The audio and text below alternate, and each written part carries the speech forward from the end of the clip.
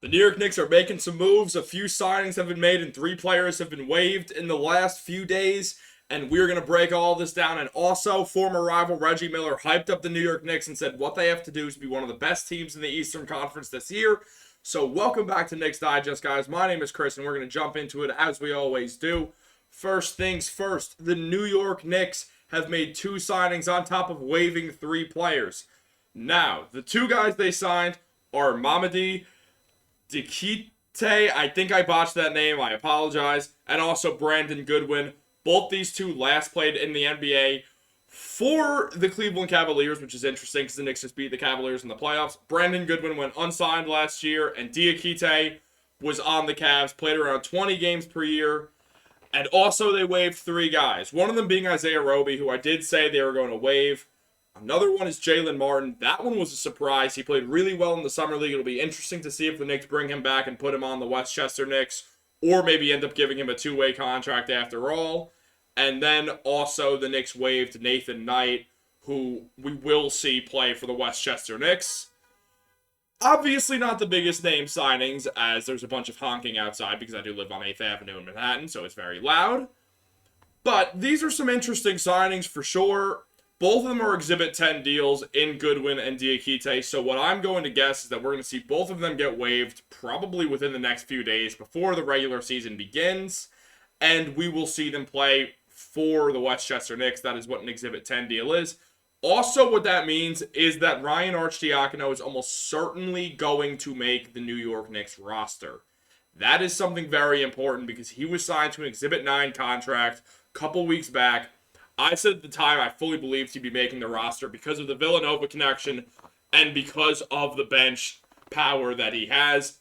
Do not sleep on team chemistry. It is one of the most important things that a basketball team can have, especially when your best player is Jalen Brunson and the team chemistry directly affects Brunson because he is good friends with Ryan Arcidiacono. Also, there's Josh Hart. Also, there's Dante DiVincenzo. We have the Nova Knicks. The last one, the last Infinity Stone, obviously Mikal Bridges, who we've talked about before, and we'll probably talk about again at some point, but this is not time to talk about Mikal Bridges. What this means is that exactly what I said was going to happen is what's happening. The New York Knicks have waived Isaiah Roby, and they will be keeping Ryan Arcidiacono, because no matter what anyone says, the New York Knicks very much value Ryan Arcidiacono because he has that ability to be super helpful in the locker room, to just be that extension of the coaching staff, to be what Theo Pinson was, be good for the vibes if nothing else. When you look at guys like Thanasis Antetokounmpo or something like that, these guys are not really here to play basketball. They're here because the vibes are good. They're here for chemistry reasons. They're here to push you hard in practice. That is why Ryan Arcidiacono is here. I've been saying that for a while, and some people have disagreed. But look, is that not exactly what's happening? Is that Ryan Arcidiacono is now basically a lock to make the New York Knicks roster? I said this was going to happen before they even signed him, and here it is. They signed him. The Nova Knicks connection is there. The team chemistry is going to be booming, and this is very important because Ryan Arcidiacono did not exactly play tremendously in his preseason minutes. But what we did see is that the vibes are immaculate. He is good to have on the team. The Knicks did not want to trade him in the Josh Hart trade, but they had to for salary reasons.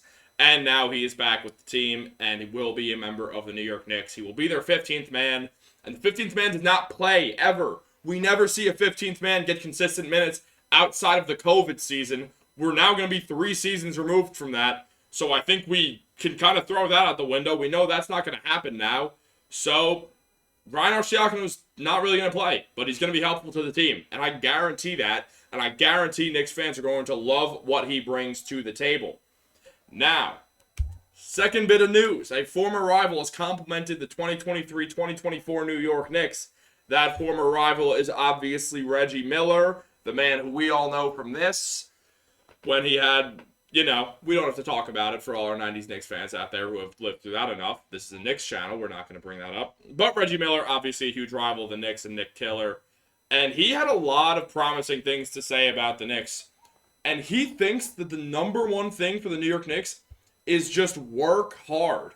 Really believe in yourself. work hard, and it sounds kind of corny and like the advice you'd give to like a third grade basketball team, but he really is saying this in a sense of like, be underdogs.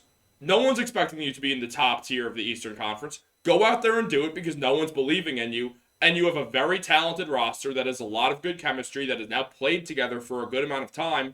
You guys can be a sneaky team once again.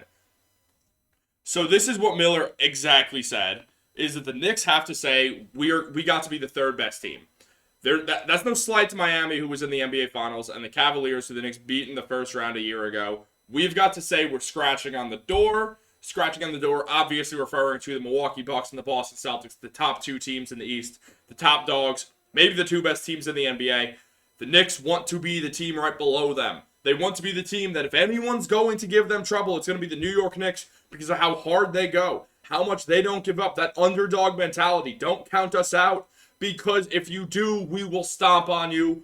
We will check you. So that is exactly what Reggie Miller is saying. Let's look at another quote from him. He's bullish on continuity, which the Knicks can tout better than any teams with the same starting five and just one alteration to last season's rotation, that being Obi Toppin and Dante DiVincenzo. Toppin going out to the Pacers and DiVincenzo coming in from the Warriors. What Miller said is, I know what Jalen Brunson is going to give me on a night-in, night-out basis. The growth of R.J. Barrett and Julius Randle, who is a former All-Star and a straight-up double-double machine. You stand pat, and you've got a defensive-minded coach in Tom Thibodeau, a full training camp with Josh Hart. They've got to be saying to themselves, why not us? Now, anyone here who is a New York Jets fan, you will know that that was the Jets saying last year. No one believed in them. They ended up going 7-9 and missing the playoffs. They started better than they finished. After beating the Chicago Bears, they did not win another game. But the Jets basically were saying, why not us? Why are you all counting us out before it even started?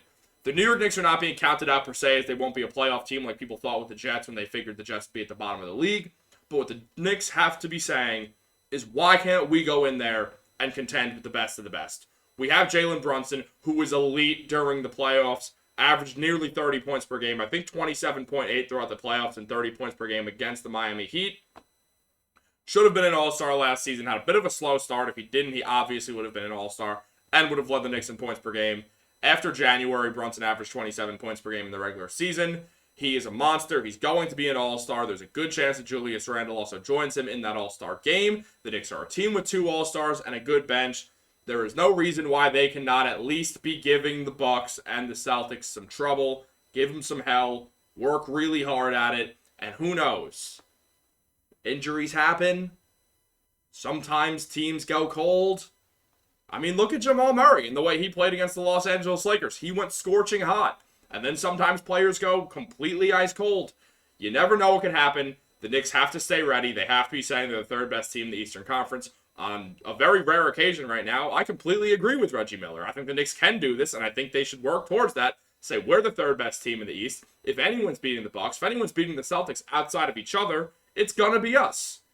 And I love that Reggie Miller is bringing that up. I think that is very important to the Knicks more than any other team because the Knicks have shown one thing in the Tom Thibodeau era, and that is grit and hustle, and that they are never going to believe that they are out.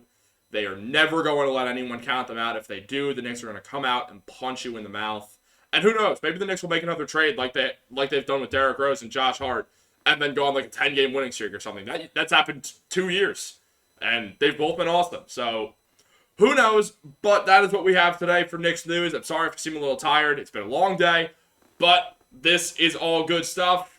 Obviously, those signings, not the biggest news in the world, but it does sort of give a bit of a look into who's going to be on the Knicks G League team. And then let's all hope that Reggie Miller is right, that the Knicks go in with that underdog mentality once again and say, we're going to be the third best team in the Eastern Conference this year. If anyone's beating the Bucks or the Celtics, it's going to be us. So thank you so much for tuning in, guys. Make sure to like this video and subscribe to the channel. Season is starting so soon from now. Before you know it, the season's going to start. I believe this video is coming out on October 20th. So by then, it'll be Friday. It's Thursday right now. It'll be Friday. And we will be just 5 days away from New York Knicks regular season basketball, where they take on the Boston Celtics in the Garden. It's going to be electric. You don't want to miss it, and you don't want to miss the postgame. Either me, Troy, or Dariel, or maybe some mix of the two of us will do a postgame directly after the game. You don't want to miss, and we're going to start doing live streams very soon. So stay tuned for all of it. I cannot wait. Thank you so much for tuning in, and remember, guys, Go Knicks.